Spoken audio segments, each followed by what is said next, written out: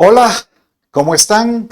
Dios me los bendiga, me los apapache, pero sobre todo que sean prosperados, pero así como prospere tu alma. Ese será siempre mi clamor y pedirle a Dios que seas bendecido en todo. Bien, hoy vamos a continuar este discipulado, el cual nos ha mostrado las características, las cualidades, los atributos de Dios como Padre, como Señor, como aquel que quiere darse a conocer. Y para darse a conocer necesitamos conocer sus atributos. Bueno, no te apartes y acompáñame con esta oración.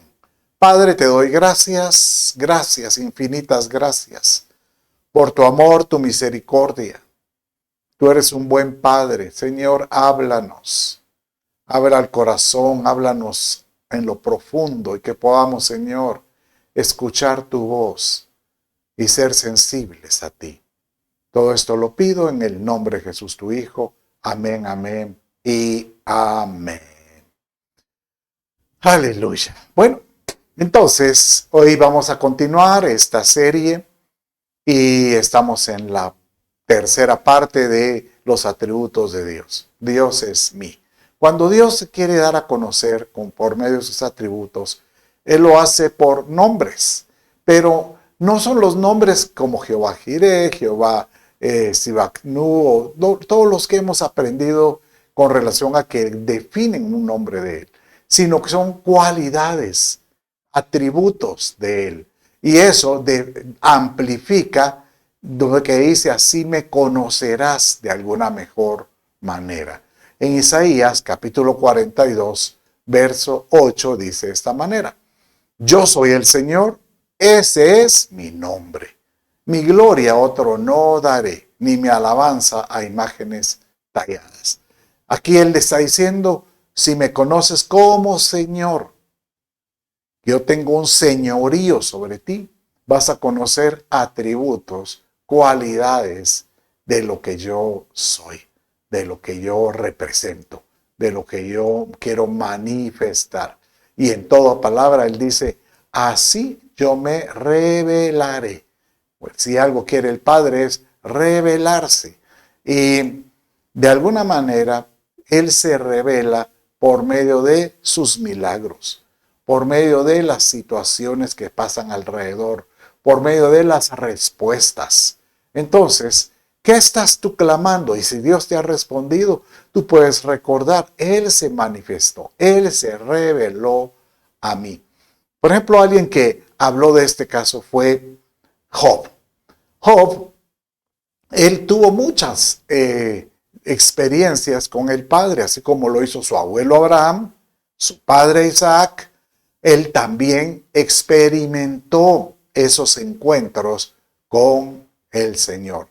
El primer encuentro fue cuando, por ejemplo, salió de la casa de sus padres e iba a casa del tío Labán. Entonces él tuvo un Mahanaim, es un encuentro con el Señor, y en ese lugar el padre le mostró que él lo miraba como ángeles que bajaban en las escaleras hacia el cielo diciéndole, yo estoy contigo, quiero que confíes.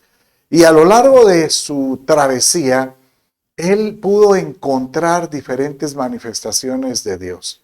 Cuando él vio la máxima revelación de esto, cuando iba de regreso a su casa, 21 años después, y dice que en un lugar al cual él denominó Peniel, dice que tiene un encuentro con el Señor y el mismo Padre se revela. Y es curioso porque dice que en ese lugar Job tiene una pelea con él. ¿Por qué? Porque él quiere que esta entidad que creemos que es el Señor, que le bendijera en todo momento. Y el Señor lo bendijo, pero al mismo tiempo le dio una señal que él estuvo en su cuerpo. Dice que él le tocó el muslo y como fruto de esto es que él quedó lisiado de por vida. Él incluso dice que hablaba después, ya utilizaba un bordón, pues el bordón, ¿verdad? Entonces, vemos cómo es que él, el padre, se quiso rebelar, pero en ese encuentro que él tiene con el padre, con Jacob, dice que Jacob le pregunta, y quiero que lea aquí conmigo, Génesis 32, 29, 30. Entonces Jacob le preguntó y dijo, dame a conocer ahora tu nombre. Qué curioso. O sea, Jacob no tenía seguridad con quién estaba. Y él respondió, ¿para qué preguntas por mi nombre? Y ahí lo bendijo. Y dice que Jacob le puso a aquel lugar el nombre de Peniel porque dijo, he visto a Dios cara a cara. Y ha sido preservada mi vida, en el sentido de que peleé con el mismo Dios, con el mismo Señor, y prácticamente me dejó vivo. Bueno, pero golpeado. Pero lo curioso es esto. ¿Por qué preguntas mi nombre? Y el Señor solo lo bendice y no le da una respuesta. ¿Sabes qué, Miro? Que Él le dice, y es lo que de alguna manera nos habla a nosotros. ¿Cuántas veces no he hecho algo en tu vida? ¿Cuántas veces has experimentado un toque mío en tu vida? Un milagro, una respuesta, una solución. Y si te das cuenta que era yo, es porque me revelé a ti. Entonces, ¿por qué clamas diciendo, ¿dónde estás en ciertos momentos? ¿Dónde estoy en ciertos momentos? Diciendo el Señor. Entonces, qué lindo esto porque en el caso con Jacob, él le dice, ¿por qué preguntas por mi nombre? He visto cómo yo te he revelado a lo largo de tu vida tantas situaciones donde yo he estado presente. Créalo, cree que Dios ha estado presente contigo muchas veces. Y Él te dice, solo confía. Entonces, esto prácticamente nos lleva a pensar, a conocer cuáles son los atributos que Dios tiene. Y aquí es donde hemos estado revisando en nuestros discipulados. Vimos la primera semana que Dios es un estandarte, roca, baluarte, libertador, escudo. La semana pasada vimos que Él es el cuerno de salvación, que Él es una altura inexpugnable.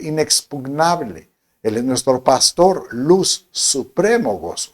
Y hoy vamos a estar viendo Dios como refugio, como mi sostén, mi testigo, mi defensor y mi redentor.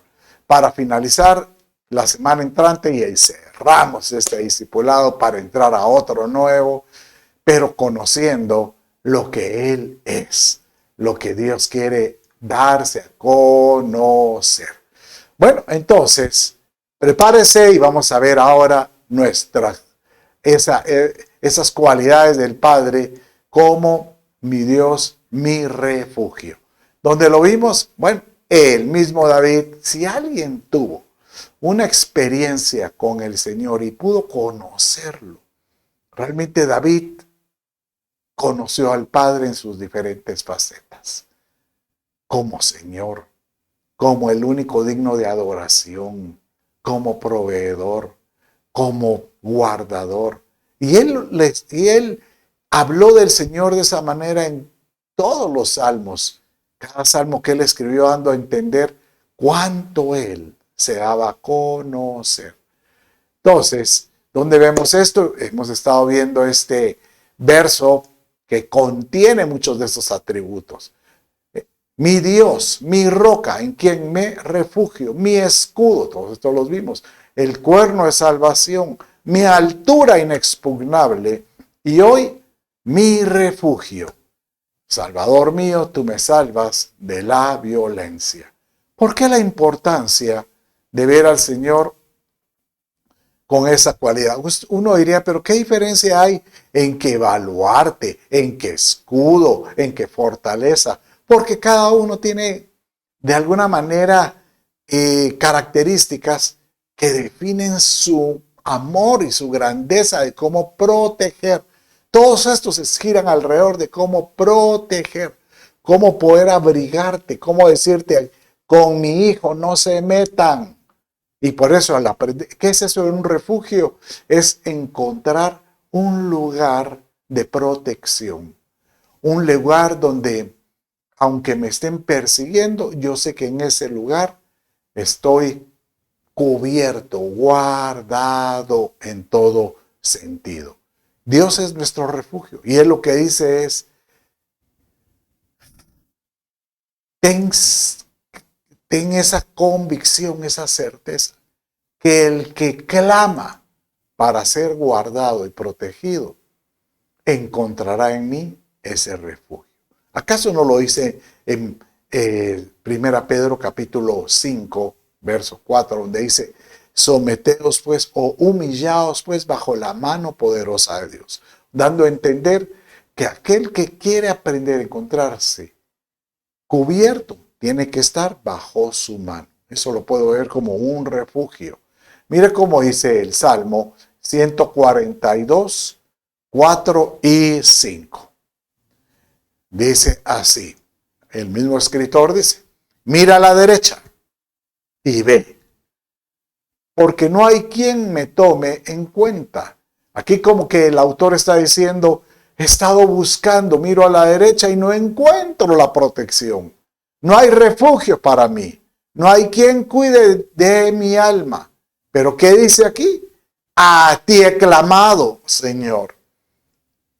Dije, tú eres mi refugio, mi porción en la tierra de los vivientes. El día de mañana que tú te encuentres como que desprotegido, como que te sientes vulnerable, como que sientes que tus oraciones no son escuchadas, como que rebotan. Hoy el Padre te dice, clama a mí, y yo seré para ti un refugio. Aquel que aprende a clamar, empieza a sentir, ¿sabe qué? La protección. Empieza a sentirse cubierto, guardado, protegido, ¿verdad? Tal era esta expresión de refugio que el Señor viene y establece en los tiempos de los hebreos cuando estaban atravesando el desierto y se establecieron en Canaán. Dios dice, les voy a establecer lugares para que ustedes se sientan refugiados. Y es por eso que aparece aquí el término ciudades de refugio. Pero es curioso porque la ciudad de refugio fue diseñada, destinada para que sea la herencia de los levitas. Todo aquel que le sirve a Dios, como ellos le sirvieron en el templo, en el lugar santo, el lugar santísimo, en el atrio, entonces el Señor te dice, como herencia, el Señor le dijo, yo soy tu herencia, pero como herencia física, van a tener un lugar donde ustedes puedan habitar, pero al mismo tiempo serán ciudades de refugio. Ciudades de refugio, ¿para quién? Para el homicida. Si viene una persona y, por ejemplo, sin querer queriendo, dijo aquel, por ejemplo, está cortando un árbol y al darle con el hacha, sale volando la cabeza del hacha porque no estaba bien colocada. Y a la par estaba alguien también haciendo un oficio y le cae el hachazo, llamémosle así, y se muere. El que estaba usando el hacha, que obviamente él es culpable, él viene y tiene el temor de que alguno de los familiares dicen, ¿qué? Porque si algo tenían los hebreos es que tenían aquella expresión de decir ojo por ojo, ¿verdad? Entonces decían, uy Dios, este quitó la vida de este, pues ahora vas a perder la vida. Entonces el Señor dice, pueden irse a refugiar a las ciudades donde van a estar los levitas. Y esa va a ser una ciudad de refugio para ustedes. Mira cómo dice Números 32, hablando de las ciudades de refugio. Manda a los hijos de Israel que de la herencia de su posesión den a los levitas, ciudades en que puedan habitar. También daréis a los levitas tierras de pasto alrededor de las ciudades. Y dice en el verso 6, las ciudades daréis a los levitas, serán las 6 ciudades de refugio. O sea que habían establecido ciudades para los levitas, pero al mismo tiempo el Señor como que da la oportunidad para decir, si alguien se vuelve un homicida, sin causa, sin motivo, o sea, sin dolo, llamémosle, sin voluntad de ser homicida, puede irse a refugiar a una de estas ciudades. Qué lindo, ¿verdad? Conocer que Dios les trata de mostrar que Él, como Él es el refugio, pero que entiendan que hay lugares donde ellos se pueden refugiar como una respuesta del Señor. Qué lindo, la verdad que yo me emociono con esto. Bueno, ahora miremos otro atributo. Dios como mi sostén, ¿verdad? Algo que sostiene, algo que, pues, sostener es como decirte, no te hace falta nada porque yo te sostengo en ese momento que estás atravesando. Por ejemplo, nosotros clamamos para que Dios siempre nos dé, por ejemplo, los recursos, el sustento, el pan. Por eso se llama sustento, que es lo mismo de sostener. El sustento de un pan, de un techo, de ropa, de por lo menos tener las condiciones para poder bendecir a Dios en todo sentido. Y David conocía este concepto y él lo repitió varias veces y lo escribió de esa manera. Y esto lo dijo en 2 de Samuel 22:19 y en el Salmo 18:18, el 18:18, el mismo verso. Y él decía, se enfrentaron a mí el día de mi infortunio, mas el Señor fue mi sostén. En los momentos de angustia, en los momentos lógrebos, de oscuros, en esos momentos de cuando está lloviendo y te llueve sobre mojado y tú dices, Señor, ¿qué hago? Ayúdame.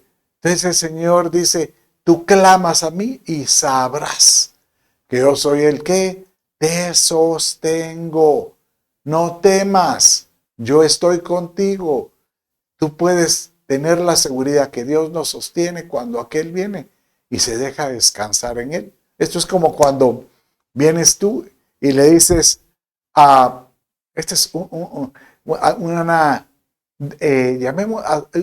hacemos este ejemplo cuando hacemos ese retiro de matrimonios. Y les decimos, parejas, pónganse ahora uno frente al otro. Esta persona que está al lado de enfrente de ti es alguien que te dice, yo voy a confiar en ti. Tú me perteneces, yo confío. Ese es el objetivo de un matrimonio. Pero les decimos, ahora voltéense y déjense caer uno al otro. O sea, eso de dejarse caer es como decirle, Señor, yo sé que tú me vas a sostener en el aire. Bueno, eso es lo que hace el esposo cuando recibe a su esposa. Y con la esposa, si no lo hacemos con el esposo, porque muchas no lo soportan, están ya llenitos.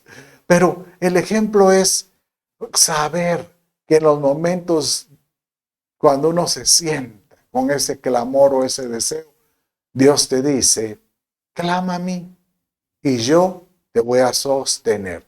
Mire cómo dice el Salmo 3, 4 y 5. Con mi voz clamé al Señor y Él me respondió desde su monte santo. Yo me acosté y me dormí.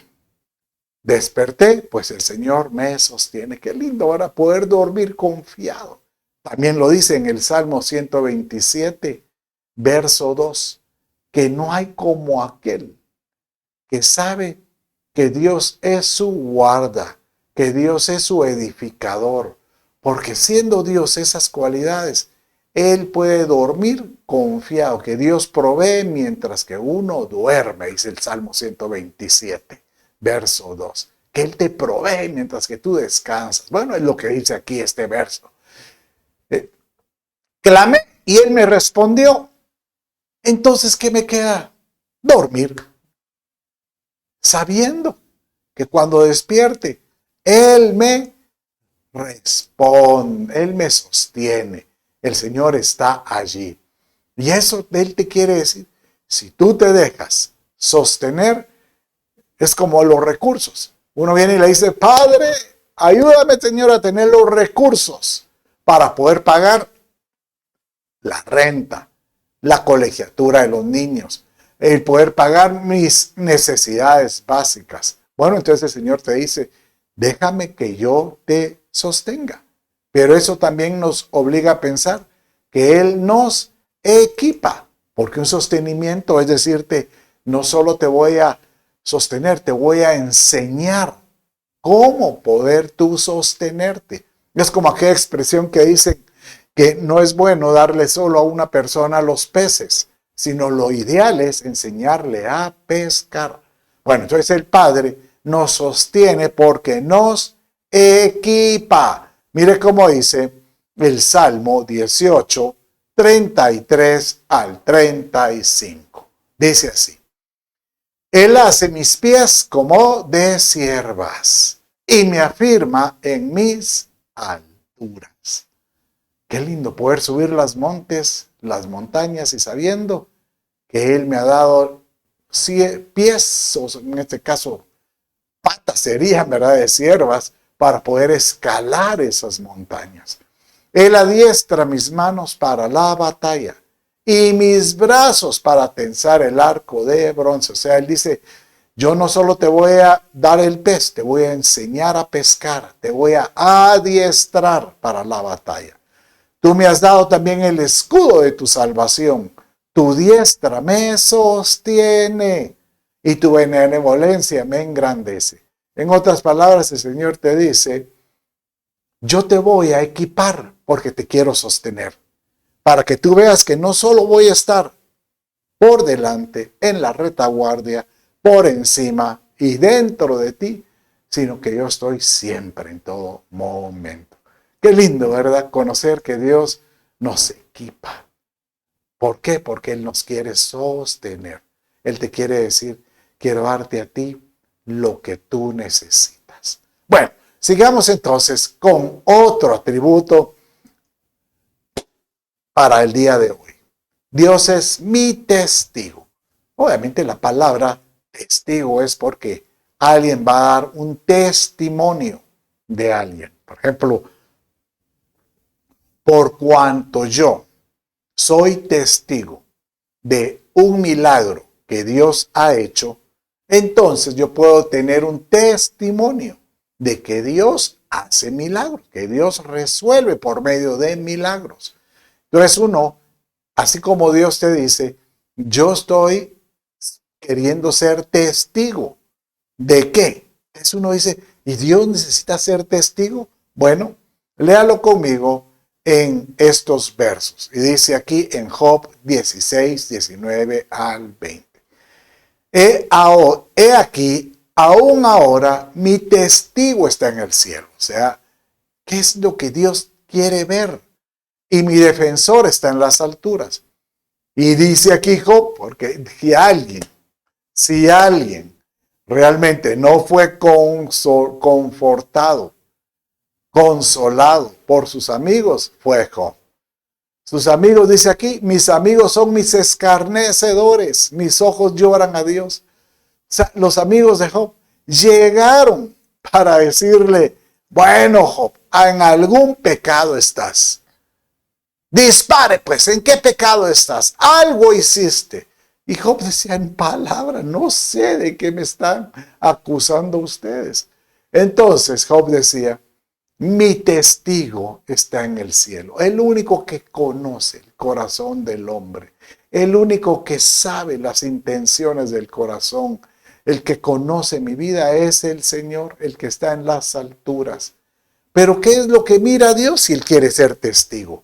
Bueno, ¿sabes tú que cuando uno utiliza la expresión Jehová Jireh, nosotros decimos, quiere decir Jehová mi proveedor, pero va más allá de solo un proveedor. Jehová Jireh significa de esta manera, por cuanto yo observé, Por cuanto yo fui testigo de lo que vi, he provisto. Entonces, prácticamente nos está diciendo que por cuanto Dios ha visto mi testimonio de confiar en Él, Él se volvió testigo. Entonces Él viene y Él provee. Que nosotros sepamos que el Padre anda deseando encontrar personas que pueden dar testimonio de Él. Y es por eso que cuando Jesucristo les dice a sus discípulos, ve, ya habían resucitado, ve y es necesario que se reúnan en ese aposento alto. Y estando ahí, va a caer el Espíritu Santo sobre ustedes, pero con un propósito. ¿Para qué? Para que reciban poder. Y eso es lo que le dice Hechos 1:8. Y recibiréis poder cuando el Espíritu Santo venga sobre vosotros. Entonces, ¿qué sucede? Que con la unción del Espíritu Santo, vamos a tener una autoridad espiritual. Y vamos a ser testigos. O sea, vamos a compartir el testimonio. ¿De qué? ¿Qué testimonio? De las buenas nuevas. Buenas nuevas significa evangelium, o sea, evangelio. Cada vez que usted comparte algo del evangelio, está compartiendo la vida de Jesús, las buenas nuevas de Jesús. Y comienza, ¿en dónde? En Jerusalén, toda Judea, Samaria, hasta los confines de la tierra. Entonces el Padre te dice, tú tienes que tener un testimonio que hable de mí. Tú tienes que tener un testimonio que hable que yo he obrado en ti en todo sentido. Y cuando alguien conoce ese testimonio de mi presencia, yo me convertiré ¿en qué? En su defensor.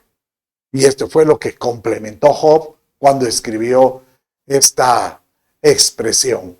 Y dice de esta manera, he aquí, aún ahora, mi testigo está en el cielo y mi defensor en las alturas.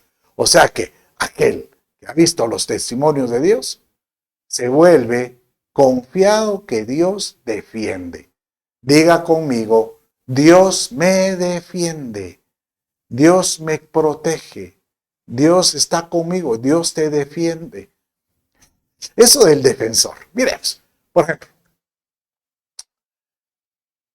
en un equipo de fútbol tenemos la defensa. Y usted dirá, pastor, conviértase sea más espiritual. Bueno, pero es que es para quererte ejemplificar que realmente el que defiende la portería, ¿qué? De que los goles, de que venga la pelota y le meta gol. Bueno, es lo mismo dice el Padre. Deja que yo defienda tu causa para que no te metan gol, para que el enemigo no te tire dardos y te somaten, te den duro. No, deja que yo te defienda. Y si tú caes y si tú haces algo en contra de la voluntad del Padre, no es de que tú vienes y te somates el pecho y digas, Señor, por mi culpa. No, solo arrepiéntete y recuerda que tenemos un abogado. Jesús nos defiende. Por eso dice la Escritura que Jesús es quien da la cara por nosotros como abogado. Bueno, dice 1 Juan capítulo 2, 1 y 2 de esta manera. Hijitos míos, os escribo estas cosas para que no pequéis. Y si alguno peca, defensor, abogado, tenemos para con el Padre a Jesucristo el justo. Él mismo es la propiciación de nuestros pecados, y no solo por los nuestros, sino también por los del mundo entero. Pero aquí lo que está diciendo es, si Jesús, pues obviamente Él es el que propició, el que entregó su sangre, su sacrificio para perdón de nuestros pecados. Entonces Él te dice, si tú reconoces que Jesús ha entregado su vida por esto, ten por seguridad que Él te defiende. Él te defiende.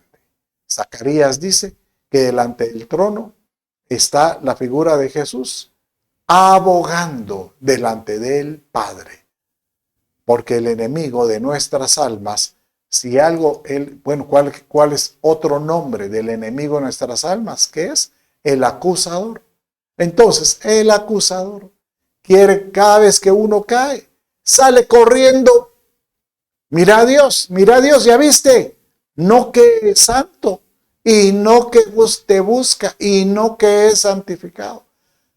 Pero el Padre dice, bueno, más bien dicho, el abogado, Jesús viene y dice, se pone a la brecha y dice, no, Él me conoció, yo derramé mi sangre para vida, para que Él tenga vida eterna. Ya se va a arrepentir, solo denle tiempo, ya se va a arrepentir. Y en su espera, el Señor Jesús sabiendo, yo sé que que va a caer en sí como el hijo pródigo. De repente cae en sí y dice, ¿qué estoy haciendo? ¿Qué estoy haciendo con estos marranos? Si yo tengo padre, yo tengo padre. Y vemos ahí que Jesús dice, se los dije. Aleluya. Bueno, y casi para terminar, vamos a ver el último atributo. Porque así como Jesús es nuestro defensor, ahí Él te dice, yo soy el redentor. ¿Qué es eso del que redime, redentor? El redentor es aquel que compra algo de nuevo, algo que se había perdido.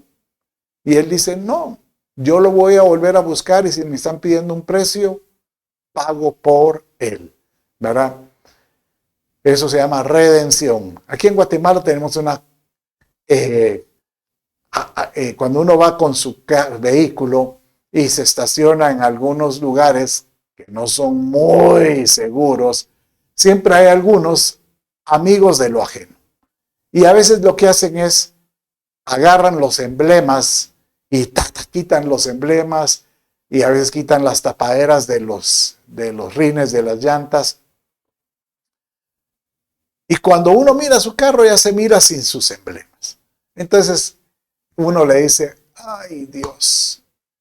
Cuando uno va a la agencia, aparece que el precio de los emblemas es imposible pagar. Y alguien viene y le dice a alguien, mira, ¿sabes? Ve a ese mercado.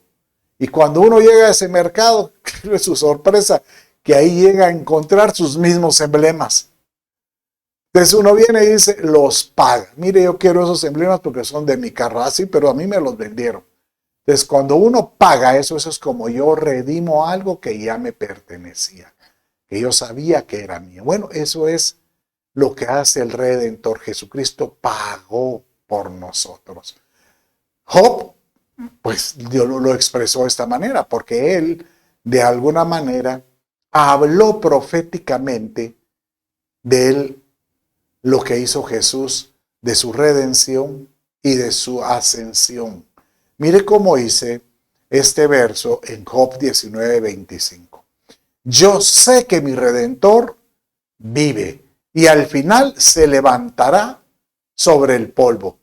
Yo sé que el que entregó su vida por mí vive, porque Él ya resucitó y al final que se levantará de los infiernos. Isaías 43:1 dice de esta manera. Ahora sí dice Jehová, creador tuyo, oh Jacob, y formador tuyo, oh Israel. No temas, porque yo te redimí. Te puse nombre mío. Te puse nombre mío eres tú. Qué lindo, qué lindo. Porque Dios viene y dice, yo vuelvo a recuperar lo que es mío. Que tú puedas sentir esa seguridad que le pertenecemos a nuestro Padre Celestial. Y sobre todo, si tú eres de aquellos que le abrió su corazón a Jesús, Él te dice, yo tengo un derecho sobre ti, la redención. ¿Sabes qué? La Escritura habla de la redención desde los tiempos antiguos para que el pueblo de Israel pudiera entender esto de la redención. El Señor estableció una ley que se llamaba la ley del levirato. Diga conmigo, la ley del levirato. Y esto significaba que si una mujer, por ejemplo, perdía en vida, pues se quedaba viuda, su marido, ella podía acercarse al pariente más cercano, ya sea un hermano del difunto o un primo, o bueno, el más cercano, y decirle, dame simiente. O sea, lo que le da a entender es, tengamos alguna relación para que yo pueda tener una simiente, yo pueda tener descendencia. Y de esta manera pueda tener el derecho de poder continuar la simiente de mi esposo, que ya falleció, por medio de un pariente. Si el pariente aceptaba, podía tener y darle su semilla. Pero si él quería ir más allá, la podía abrigar y hacerla su esposa. Y él, que en ese momento que él la tomaba por esposa, le decía, tú que ya estabas perdida, yo te redimo, yo te redimo. Mire cómo dice el caso de Ruth, que ella fue el ejemplo muy especial acerca de esto. Dice de esta manera. Entonces, viene Ruth, se acerca a Booz, que estaba en su tienda, él estaba dormido, y él le dijo, Booz le dijo, ¿quién eres? Y ella respondió, yo soy Ruth, tu sierva. Extiende el borde de tu capa sobre tu sierva, por cuanto eres pariente cercano. Y después Booz se admira, la elogia, y dice en el verso 13, pasa aquí la noche, y cuando sea de día, si el pariente más cercano te redime, bueno, él te va a redimir, bien, él te va a redimir. Mas si él no te quiere redimir, yo te redimiré. Descansa pues hasta el otro día. Y esta es una experiencia hermosa, porque dice que él, eso fue lo que hice. Llegó con el pariente y le dice, ¿quieres quedarte con la moabita? No, le dice el pariente.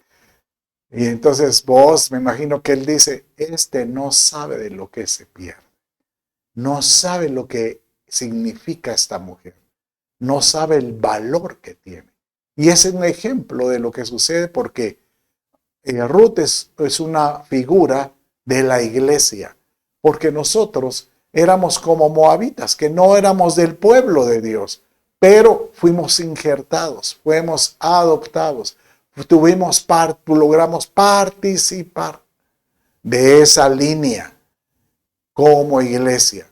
Y aún así el Señor dice, te voy a extender mi amor, yo te redimiré, yo estaré dispuesto a pagar. Y el precio más hermoso que pagó fue Jesucristo, cuando Él dijo, yo pagaré con mi misma sangre. Yo te voy a redimir. Y es por eso que en 1 Pedro, capítulo 1, 18 y 19, dice así, sabiendo que no fuisteis redimidos de vuestra vana manera de vivir, heredada de vuestros padres, con cosas perecederas como oro o plata, sino con la preciosa sangre de Cordero, sin tacha, sin mancha, la sangre de Cristo.